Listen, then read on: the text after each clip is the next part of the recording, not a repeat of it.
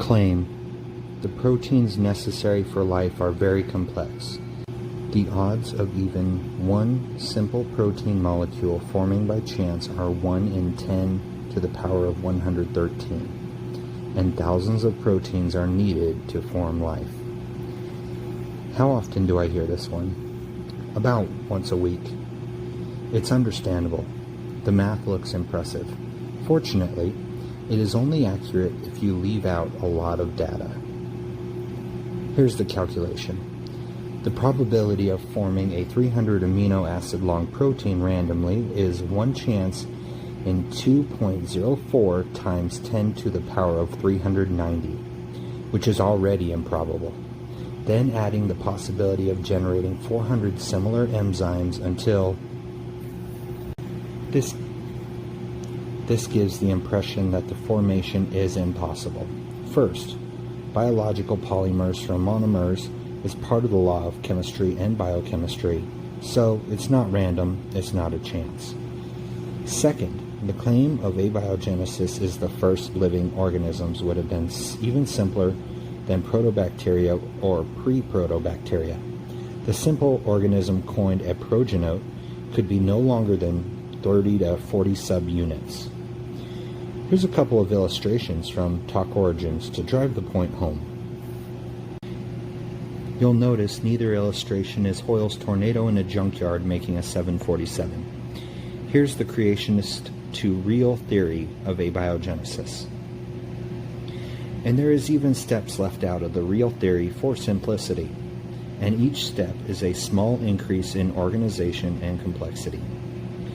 The first modern abiogenesis theory came from 1920s, Oparin and Haldane. It was simple proteinoids developing slowly into cells. I'm struggling to find the spontaneous generation response any earlier than 1803 when it came from Lamarck. He's a creationist favorite. So let's dig further. Take a coin. Your chance of flipping heads 4 times in a row is 1 in 16. This gives the likelihood of an event occurring, but not when. It could happen on the first flip of 4. So you don't have to flip the coin 16 times. Let's say the chances were 1 in a billion, or how about 1 in 10 to the power of 40? At this high, we're already talking highly unlikely. Any mathematician would tell you that would take longer than 4.5 billion years, aka the age of the Earth. And you would be right. However, we are not talking about sequential trials like the coin flip above. There wouldn't be just one protein DNA proto-replicator being assembled per trial. There would be billions. So let's go back to our trial. Say it takes 1 minute to flip the coin 4 times to complete 4 trials. That means on average it would take 8 minutes to get 4 heads. Now get 16 friends to flip those coins. Now it takes 1 minute average to get 4 heads. Let's increase to 6 heads in a row. The probability now is 1 in 64. This would take half an hour average to achieve. Just get 64 friends and it drops to 1 minute. So jump up the sequence to a 1 in a billion chance. Just get China to flip the coins. It takes 1 minute. So I think the point is made. We could drop this test all the way down to a year simply because this isn't one test being performed. In conclusion, the premise of this argument's probability calculations are incorrect.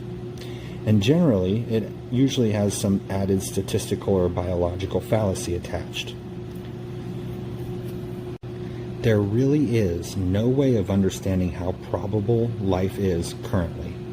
What we do know is the first steps, monomers to polymers, has a probability of 1. The formation of catalytic polymers, 1. The rest is based on theoretical concepts still being developed. Have a great day, and never stop learning more.